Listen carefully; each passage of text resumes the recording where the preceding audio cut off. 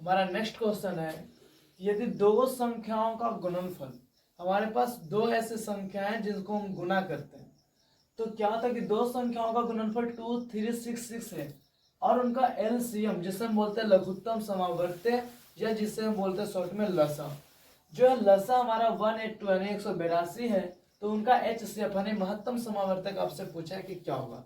तो आपको अब जब पहला चैप्टर मैथ में पढ़ोगे तो सबको अब पता होगा, या नहीं पता तो आप जान लीजिए कि दो संख्याओं का जो गुणनफल होता है वो लसा गुने मसा के बराबर होता है। तो लसा गुना मसा बराबर दो संख्याओं का गुणनफल, दो संख्याओं का गुणनफल होता है। अगर हम इसे दूसरी भाषा में, अंग्रेजी की भाषा में बोले तो बोल सकते हैं एलसीएम इंटू एचसीएफ या LCM multiple HCF is equal to product of two number, product of two number. तो कहने का मतलब कि लसा गुने मसा बराबर दो संख्याओं का जो गुणनफल है हमारा, तो लसा हमारा जो जिसे हम एलसीएम भी कहते हैं, तो हम इसे दूसरा भाषा में भी लिख सकते हैं कि एलसीएम इंटू एचसीएफ।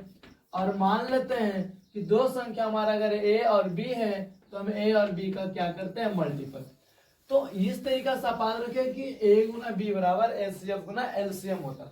अगर आपका दो संख्याओं का गुणनफल दिया है तो आप जहां जहां दिया है लिखिए दो संख्याओं का गुणनफल बराबर के दाएं साइड इच्छा है तो आप दाएं साइड रखिए 2366। इधर आते एलसीएम, एलसीएम आपको कितना दिया 182, आपको एचसीएफ नहीं दिया तो आपको 2366 यानी 2366। तो अब यहाँ पे हमको एचसीएफ निकालना है, तो एचसीएफ बराबर क्या लिखेंगे 2366 अब बटा 182। जब हम यहाँ से डिवाइड करेंगे, अब हम इधर साइड में करते हैं 2366 को डिवाइड करना कितना से 182 से, अगर हम 2 से डिवाइड करते तो 2 9 18, 2 एकम 2, 2 एकम 2, 2 एकम 2 और 2 8 16, 2 3 6।